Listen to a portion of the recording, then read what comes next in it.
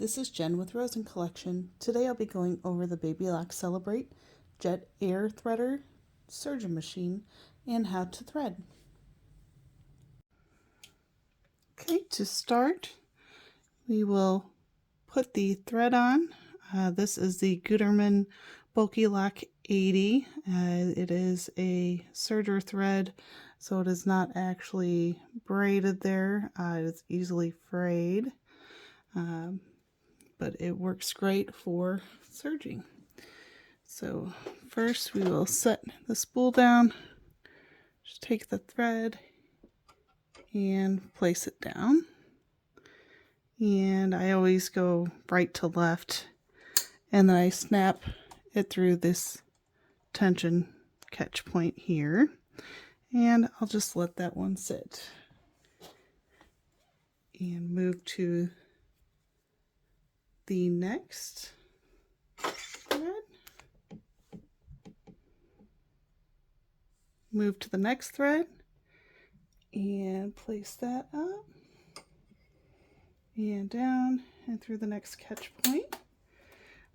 These are your loopers and these are your upper threads. I do a 3-thread overlock with the garments that I sew for myself and my daughter. I also use it for binding quilts. I do plan on doing a video on how to bind quilts with the serger as well. It's the same thing, go through the catch there and snap it through there. And this one is the upper thread, so I'm actually going to go ahead and let that sit across the top here.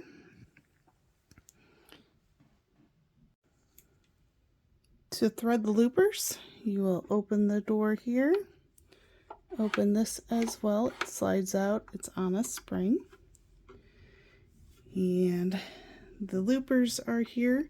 This is a jet air threading machine, so you don't need to have any wire or anything to feed that through, and all the instructions are also right here if needed as well.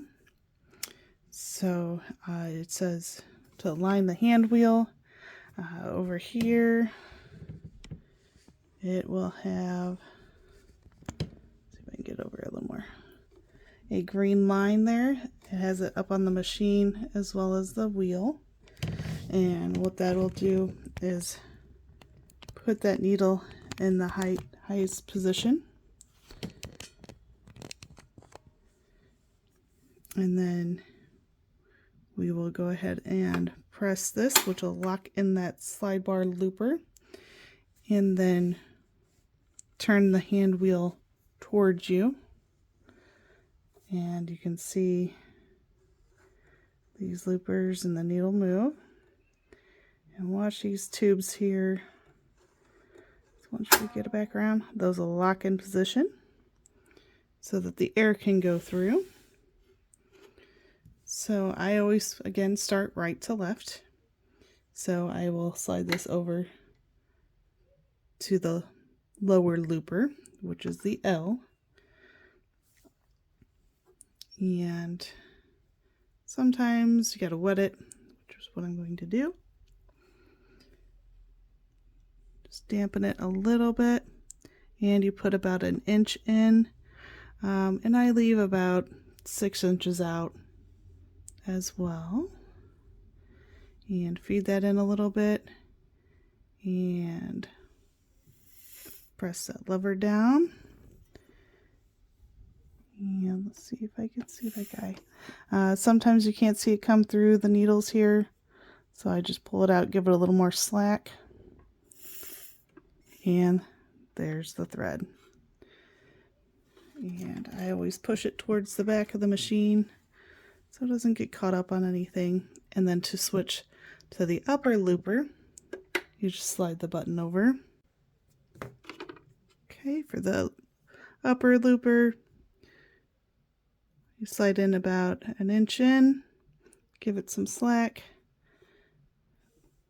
press that in, and it came out up here. The upper looper comes out by the needle up top here. And and it's going to be a little more difficult for me right now.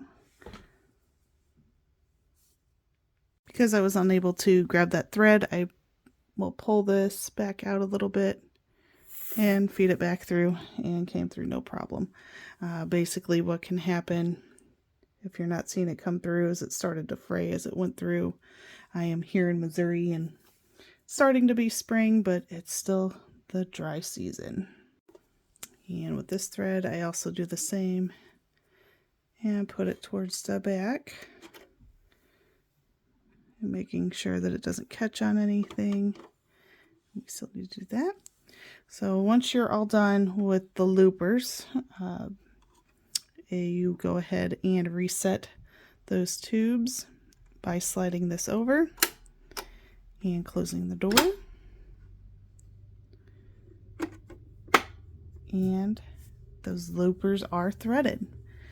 So for the upper thread, we brought it down, goes under this hook here, up through the tensioner and back down. It does have the loop here, and for the needle threading, it does have a needle threader on it. It has the right needle and left needle, so you slide that over. With the type of thread this is, it does get a little more difficult to thread. So I got my needle threader here. This can be found at Sewing Parts Online. The link will be below. You do need to make sure that the green lines are lined up on the wheel and the machine, or else this will not go all the way down to the needle. So we do need to make sure that's slid over to the right instead of the left. You will repeat the process for the left if you're using that as well for a 4-thread overlock. So I try to keep the tension on it, bring this down,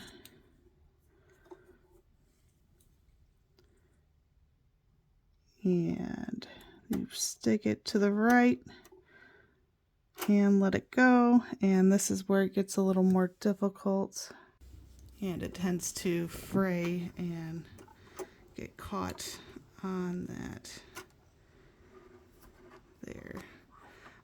Typically you can get the majority through, and then it comes through just fine.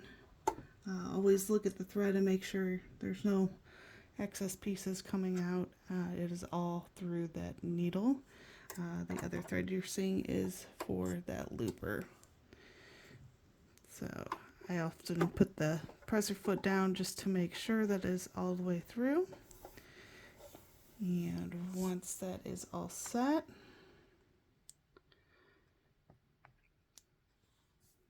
you run a piece of fabric through to start the overlocking. So this is some scrap fabric that I have here, just a knit. I have it set as a 3-thread overlock from a garment that I finished sewing for my daughter. The settings, Babylock is awesome and has a chart for stitch settings. So it has a 4-thread overlock, 4-thread gathering, wide and narrow overlock for 3-thread, and roll edged, and a few others. So I always put the foot down and then lift this up. It does have the option to turn the blade off. I like to keep it on unless I'm doing something I don't want to have trimmed. And so this is the test here. So it is cutting the thread.